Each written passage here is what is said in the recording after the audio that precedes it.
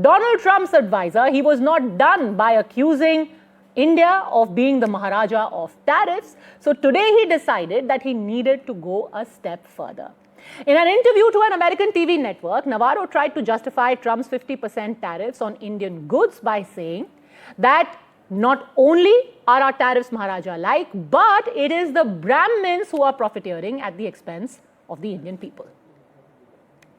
I don't understand why he's getting to bed with Putin and Xi Jinping when he's the biggest democracy in the world. So I would just simply say to the Indian people, please understand what's going on here. You got Brahmins profiteering at the expense of the Indian people. We need that to stop. Now, Navarro can say whatever on earth he wants to say, but what was truly stunning is that when Indians started to hit back, started to clap back at the Trump advisor, there were some within India who were more loyal than the Americans, than the Republicans. They jumped in to explain in detail about how he was not being casteist at all, that he was referring to the Boston Brahmins, which is a reference to the elite of the time. And Indians basically are being stupid because they are not well read enough. One among those people who actually did not even go down the Boston Brahmins route was Congress leader Udit Raj. He said factually what Peter Navarro is saying is absolutely correct. We've got Udit Raj joining us now on the buck stops here. Mr. Udit Raj, can you explain to us how you think that Peter Navarro is in the right of what he has said? How exactly are Brahmins getting into the whole tariff issue? I disagreed when he said that the Brahmins are getting profits, but certainly the corporate houses are in hand of upper caste. You see, Oxfam report, what it does say, that 25% SC/ST, they share the wealth of the country, say around 3%, and OBC, they are about 50%. Their share in wealth of the nation is about 8 to 9%. So what happened that upper caste, they control the wealth and resources. That's true. That I said. Right. One and second thing is that this is correct that Ambani and Naira, these are the companies which are buying oil and refining and selling it to other countries, European countries. What's wrong in itself? So you're basically saying that even in this tariff issue, the only And people who are profiteering are the upper caste. Do you have any data to bear out your claims? Why the people? Now listen. Why the people are not getting the benefits? So what happened? We envied America, but what we got? Mr. Udit Raj, actually it is the people who are getting the benefit. The reason that we continue to buy oil from Russia is because that is what makes oil cheaper for us, the common man who is at the petrol station every day. If we will buy it from America, you and I, and more importantly, the common man might just end up paying 150 rupees per litre. Now, if you're okay with that, fine, go ahead. Maybe we can make like categories, different categories of people who are willing to go along with Pete Navarro and Donald Trump's logic. We are talking to. Now, how can you be so dumb? How Nobody can you is dumb, say sir, like this? and I would when, request you, I would urge you very strongly to control your language. Of course. I am respectfully asking you to come on my show. Let's be very, very clear I'm that this is a like conversation among See equals. Kindly do not ever use that word again on my show. You people build up the narrative. At the time, what is the narrative? 2014 and 2013, what narrative was built? How much do you think you will have to pay at the pump if we buy oil from America instead of Russia? Now, what happened? You listen to me. Yes, but you have to answer a specific question. First, listen to me. Because earlier, you use that word for me, you enlighten me, sir. Small coin. Since you are such an evolved person, you enlighten me. I'm enlightening How you. much You are not do you listening. think you will pay for you are petrol trying at to the mislead. pump if you we buy oil from America mislead. instead of Russia? You are becoming Tell me, more, how much will you pay per litre? You are. If BJP people have a spokesperson, you are super spokesperson of BJP. I can understand that. See, in a few months' time, our purchases from oil from Russia has increased phenomenally. What benefit the common people have got? Tell me. the diesel and petrol prices have been reduced, have come down. Who's benefiting it? I will not. And I what will he not says do is correct, what that you at the very expense conveniently of, resort to, name calling. But actually, if you do any amount of reading, the basic Google, you don't then even of have course to go in depth. you are running You away will from the know facts. that we were actually told by the Americans to buy Russian oil because that's the only way to stabilize oil you have prices. mindset, of But course anyway, you have a sir, mindset I think to it is a support, very but convenient facts toolkit is, that most people resort to. One, name calling. Two, saying, oh, this is a BJP WhatsApp that you're quoting. No, I'm not, sir. I'm completely capable, contrary to what you think, of reading up and understanding issues. You are not capable. Since you asked a specific Even if you are capable, then you are not becoming honest to yourself. And I find it no, quite you are not tragic capable. that you How should can you have say to that if defend a we would have racist not American. got As royal an oil Indian, from Russia, sir, then the last thing you the should be prices doing would have is gone defending up. a racist How are you American. saying it? It's Because bad in enough few to months defend of a time, racist. few weeks of It's time, worse that you are defending a started racist American purchasing of an more in bulk establishment that outs to oil from Let me Russia. also Before get in. that, Let me also we get were in Professor procuring Hindol more Sen from Gupta Iran from the and other OP Jindal countries. University. And how Hindol Sen Gupta, if you can quickly respond, that the benefit. 2 points that Mr. Udit Raj has raised. One, that it's dumb to suggest that buying oil from Russia is helping the common man in India in any way. It's always the poorest and the downtrodden who are facing the pinch, and the upper caste and the Brahmins who are profiteering. What do you say to that? I don't debate at the level of people like Udit Raj. However, I am happy to say the following. If he stops shouting, I'm happy to say the following. Who are controlling the wealth in this country, that is correct.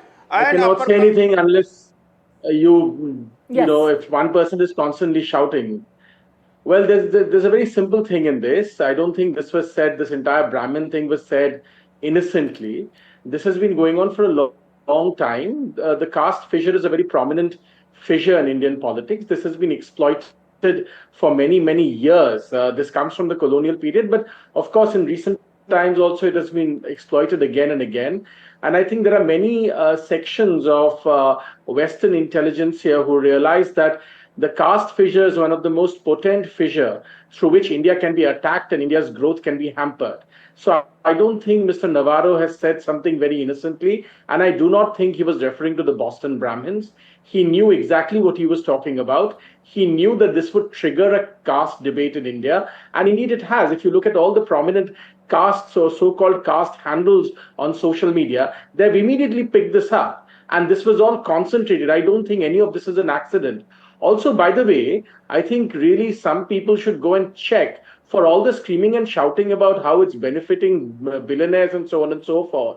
Actually, the tariffs that has been announced by Trump, in fact, skirts very cleverly some key products which the US needs via the Indian purchases of oil. Please remember, India started buying larger quantities of oil only because the Biden administration requested us to stabilize global prices. So there are many layers of nuance here which are never discussed and they should be brought out. However, going back to your first and initial question. What do you make of the argument that most of the businesses who stand to gain, and this was Mr. Udit Raj's argument, that essentially what Peter Navarro meant was that the businessmen are all upper caste Indians. The common man is always being, bled dry, as it were.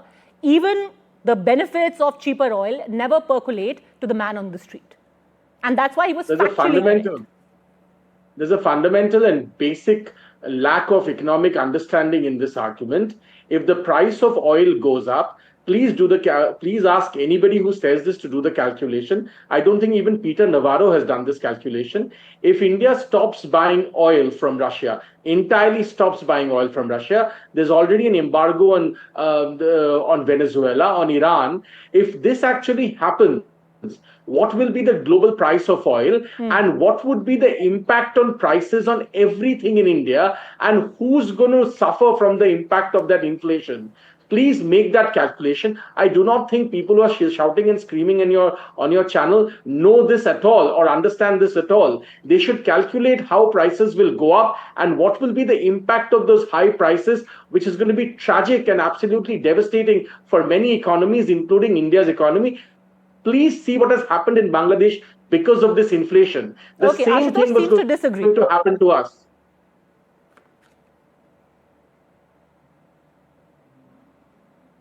Ashutosh, I saw you shaking your head. You disagree with this argument? See, I think I'm not passing any comment to anybody, but I think we are missing the main point. Why Peter Navarro has been unleashed on India. This is not the first time he had spoken something like this in such a derogatory fashion. A day before, he tweeted 9 tweets were there on his timeline, and where he was left, right, and center abusing everybody, even the top business in the country, in the top, and without naming, everybody knew about whom he was talking to. The fact of the matter is that then Mr. Navarro, under the pretext of, under the instruction of somebody in the White House, is out to humiliate India. That's the bottom line. And I think that this is the right time that India should also unleash some Indian Peter Navarro to reply them in the same coin. Unless we do that, see, this is getting too long. Because Mr. Trump understands only when he is given back in the same coin. When the Chinese gave them back, and Mr. Trump didn't know what to do. So they escalated to 145%, and finally it came down to 35%. No, see, one can also always argue back that India is not like China.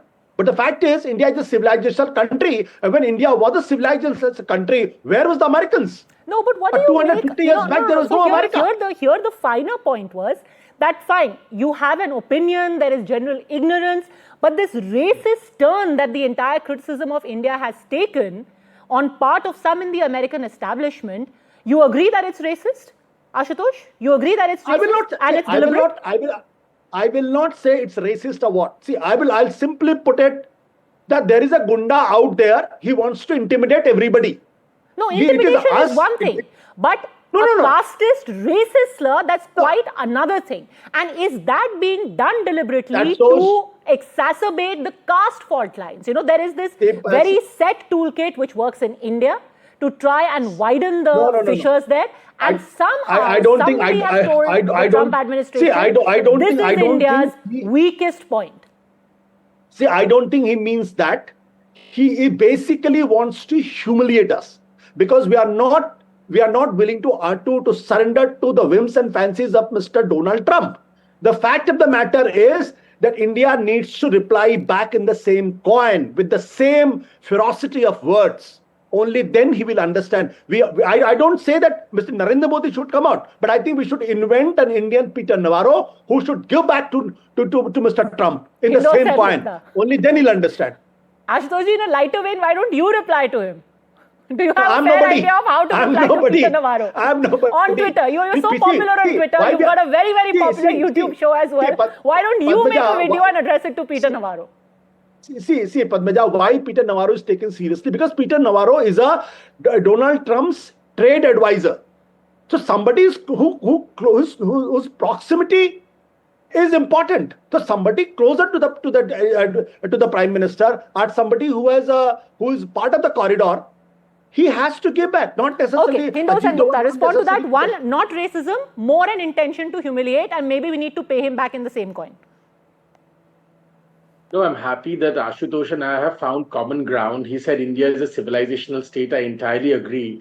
I'm also very happy and delighted that Ashutosh feels that we should have wolf warrior diplomats or speakers on our own side.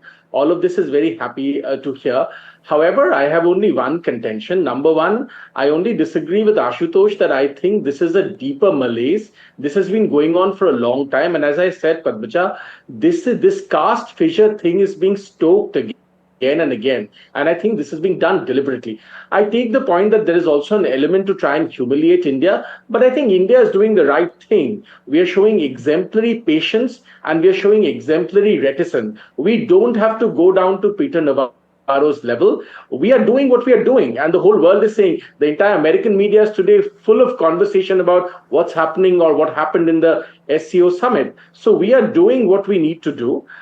Should we be more aggressive? That's a decision for the government to take. My only disagreement is that this caste fissure is definitely being stoked and nudged again and again. And I do think that there are people in India who are taking the cue immediately to try and stoke this. And this is very bad news. This has always been bad news, and this continues to be bad news. I don't agree with him. See, in diplomacy, sometimes it doesn't pay being a nice boy. You have to be nasty at some point of time. The Iranians have mastered the art. Even after being attacked by the Israelis and the Americans, and Ayatollah Khamenei has given them back, left, right, and center. You know, sometimes these people, they understand when they are attacked in the same coin. See what anyway, Americans, the Trump is not doing any favor to us. What he is doing, what he wants to do. So Okay. whether you be a nice boy or the bad boy doesn't matter. Okay, that's one point of view, but many people would also say that the picture of Vladimir Putin, Xi Jinping and Prime Minister Modi today in Tianjin is worth much, much more than any Navarro-like rant from an Indian figure. Listen, India knows how to respond. India will respond in its own way, in its own time. But one thing is absolutely clear, that if Peter Navarro thinks that he is going to stoop that low to take up a casteist line, insult India and get away with it unchallenged, well, on that particular assumption, the buck stops here. Thanks very much, gentlemen, for joining me here. Taking a very quick break, more on the other side.